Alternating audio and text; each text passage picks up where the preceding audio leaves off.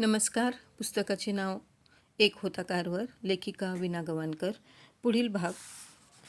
त्यांच्या निग्रो असण्याने आयुष्य समृद्ध बनवणाऱ्या अनेक गोष्टींपासून त्यांना वंचित व्हावं लागलं. अनेक सुंदर उपयुक्त गोष्टींचा आस्वाद त्यांना कधी मनसोक्तपणे घेताच आला नाही.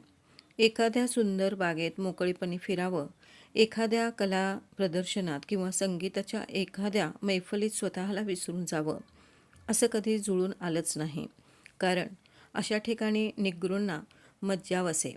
त्यांच्या नावाच्या गवगव्याने त्यांना अशा एका दुसऱ्या सार्वजनिक ठिकाणी प्रवेश मिळाला असताही, पण त्यावेळी आजूबाजूने होणारी कठोर टवाळी त्यांना सहन करावी लागली असती. घाणीत राहून सुवास कसा लुटणार? अपमानित मनाने आनंद कसा लुटणार? भावनांची तार तुटल्यावर कानावर पडणारं संगीत सुरेल कसं वाटणार? दुःखी मनाने आनंद कधी लुटता येतो का? वर्णद्वेषाची तीव्र झळ सोसूनही त्यांनी आपल्या मुखावाटे कटू शब्द बाहेर पडू दिले नाहीत. माझ्या तोंडावर पाणी फेकून हा पाऊस आहे असं ते भासवू शकत नाहीत. मी द्वेष करावा इतक्या खालच्या पातळीवर मला कोणी खेचू शकत नाही. माझ्यावर अनेक अन्याय झाले, पण प्रत्येक वेळी अन्यायाचं निराकरण करून घेण्यासाठी मी माझी शक्ती, बुद्धी पणाला लावली असती, तर माझं जीवित कार्य तडीस नेण्यासाठी माझ्याकडे शक्तीच उरली नसती. वंशभेदाच्या भोवऱ्यात सापडून आपल्या कार्याला कमीपणा आणण्यापेक्षा आपल्या स्थानी अढळ राहून कार्यरत राहणं त्यांनी पसंत केलं. त्यांच्या अविचल निष्ठेमुळेच त्यांच्या हातून लोकोत्तर समाजसेवा घडली. केवळ आपल्या बांधवांनाच नव्हे, तर उभ्या दक्षिणेला दारिद्र्याच्या चिखलातून बाहेर काढण्यात ते यशस्वी झाले. त्यांच्या निस्पृहतेमुळे, निष्काम कर्मयोगामुळे ते केवळ टस्केगीलाच नव्हे, तर संपूर्ण मानवजातीला आदरणीय ठरले, प्रातस्मरणीय झाले. देवदत्त हात आणि मन यांच्या आधारे एक मनुष्य अवघ्या राष्ट्राची, अखिल मानवजातीची किती अस्पृहणीय सेवा करू शकतो, याचं आदर्श उदाहरण म्हणजे डॉक्टर कार्व्हर. डॉक्टर कार्व्हर यांच्या रूपाने निग्रो वंशाच्या गेल्या अनंत पिढ्यातील गुण, कला, आकांक्षा शुद्ध स्वरूपात विकसित होऊन जगापुढे अवतरल्या होत्या. त्यांच्या मृदू वाणीने, रुजू स्वभावाने आणि तरल सर्वस्पर्शी प्रतिभेने यांच्या सहवासात येणारा प्रभावित होई उद्धटपणा त्यांच्या स्वभावातच नव्हता.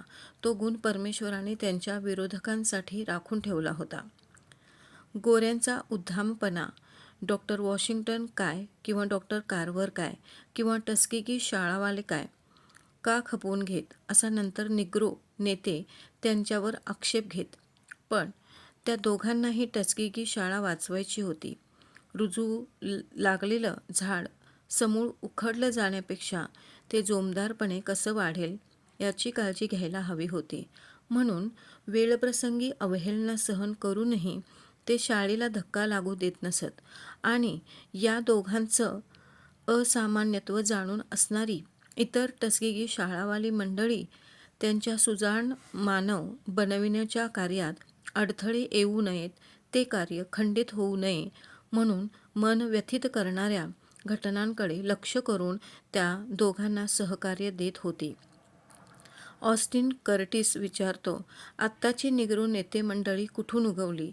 कार्व्हर किंवा वॉशिंग्टन यांच्या निस्वार्थी समर्पित जीवनाचं खतपाणी घेऊन मशागत झालेल्या समाजातूनच ना, की ती आकाशातून टपकली?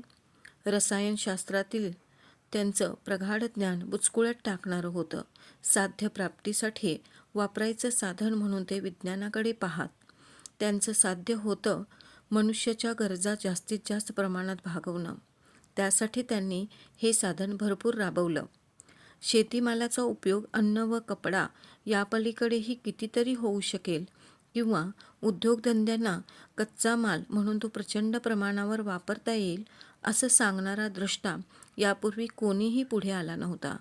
औद्योगिकीकरणाच्या नव्या टप्प्याची सुरुवात डॉक्टर कार्व्हर यांच्या संशोधनातून झाली.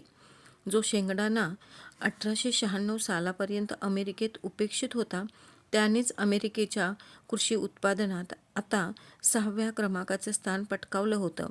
भूमिगत सुप्त धनाचा शोध त्यांनी लावला होता.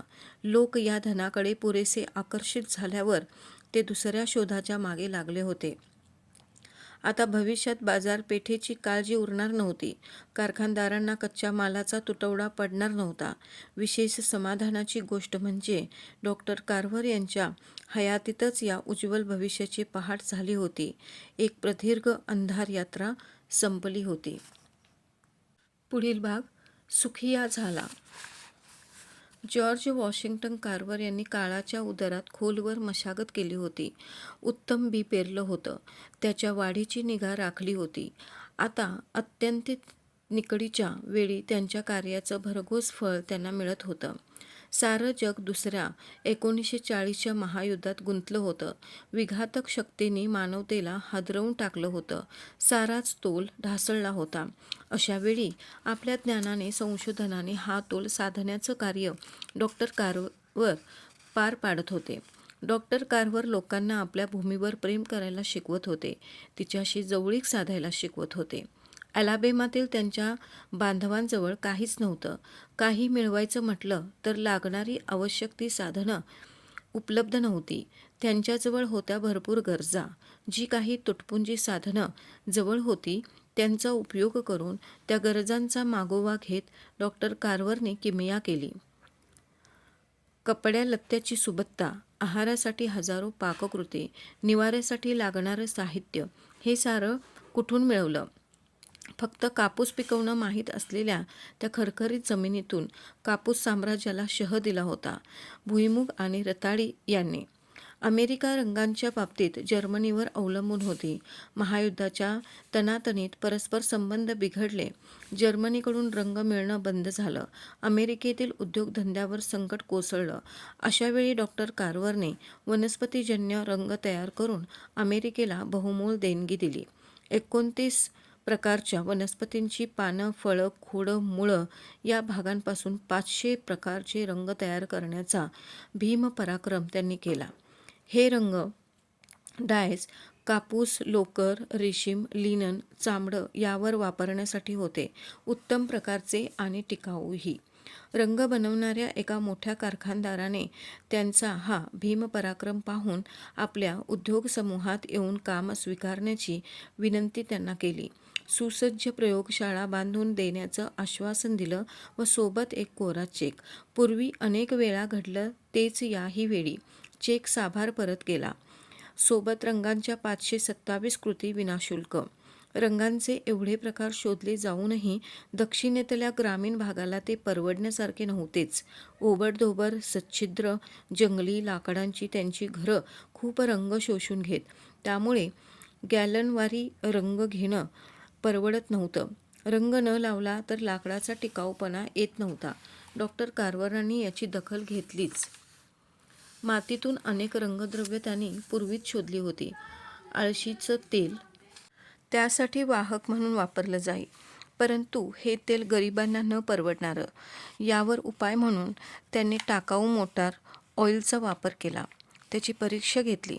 चाचणी म्हणून एका विद्यार्थिनीचं 6 कोसावरचं घर रंगवूनही पाहिलं. निश्चित खात्री पटली. गरिबांना अत्यल्प किमतीत सुरेख रंग मिळाले. प्रकरण इथेच थांबलं नाही.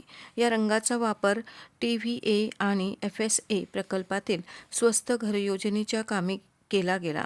त्यासाठी टस्केगी संस्थेला अनुदान देण्यात आलं. टस्केगीत तयार झालेल्या रंगाने 14 TVA सुशोभित झाले. अल्प खर्चात सौंदर्य साधनेचा धडा टस्केगीने घालून दिला. डॉक्टर कार्व्हर यांच्या सल्ल्याची फी एरवीसुद्धा पोस्टकार्डाला लागणाऱ्या 3 सेंट्सच्या स्टॅम्प एवढीच असे. म्हणजे काय तर पत्र पाठवून सल्ला विचारण्यासाठी लागणारं टपाल हशील. 1940 ते 42च्या काळात त्यांनी वृत्तपत्रातून प्राध्यापक कार्व्हर यांचा सल्ला या सदरातून वाचकांच्या प्रश्नांना उत्तरं दिली. दुसऱ्या महायुद्धाच्या वेळी टस्केगी प्रायोगिक केंद्रातर्फे nature garden for Victory and peace या शीर्षकाखाली पत्रकं प्रसिद्ध केली. या पत्रकातून अमेरिकन जनतेला अनेक रानफुलं, रानगवतं यांची ओळख करून दिली. त्यांच्यापासून पाककृती कशा कराव्यात, त्यांची पौष्टिक आहारदृष्ट्या गुणवत्ता काय याची जाणीव करून दिली. फार पूर्वीपासून त्यांनी अमेरिकेतील रानगवतांचा अभ्यास सुरू केला होता. रानगवत म्हणजे चुकीच्या ठिकाणी उगवलेला भाजीपाला, असं ते त्यांचं वर्णन करत. रानगवताच्या 250 जाती शोधून त्यांची वर्गवारीही त्यांनी केली होती. आता अधिक जोमाने त्यावर संशोधन सुरू केलं. काळजीपूर्वक लागवडीच्या लाडाने नाजूक बनलेल्या पिकांपेक्षाही स्वतःच्या ताकदीवर टिकून राहणाऱ्या रानगवतात अधिक जीवनसत्व असतात. त्यांना अधिक रुची असते. कुंपणाच्या संरक्षणात भीत वाढणाऱ्या वनस्पतीपेक्षाही कुंपणाबाहेर मोकळ्यावर वाढणाऱ्या वनस्पतीत अधिक जोम असतो. त्यांची वाढही झपाट्याने होत असते. त्यांना आयुष्यही भरपूर असतं. त्यांच्या भोवती पिंगा घालत किडामुंगीपासून संरक्षण देत त्यांची काळजी व्हावी लागत नाही. या रानगवतापासून तयार होणारे पदार्थ रोजच्या अन्नपदार्थांची जागा घेऊ शकतात. टस्किगी शाळेच्या स्वयंपाकगृहात डॉक्टर कार्वरांच्या मार्गदर्शनाखाली वरच्या वर्गातील मुली रानवनस्पतींनी पाकसिद्धी करत. मग ते रुचकर आणि चवदार पदार्थ कोणकोणत्या वनस्पतींपासून बनवले गेले होते हे जाहीर करत. जोपर्यंत अमेरिकेच्या धरणीवर रानगवत आणि रानवनस्पती उगवत आहेत, तोपर्यंत अमेरिकेला उपासमारीचं संकट संभवत नाही. केवळ अन्नाचीच नव्हे तर औषधांची गरजही या वनस्पती पुरवू शकतात. आजूबाजूला उपलब्ध असणाऱ्या वनौषधींचा उपयोग न करता लोक त्याच वनस्पतींपासून बनवलेली बाजारी औषधं बाहेरून का मागवतात, हे त्यांना न उलगडलेलं कोडं होतं. धन्यवाद.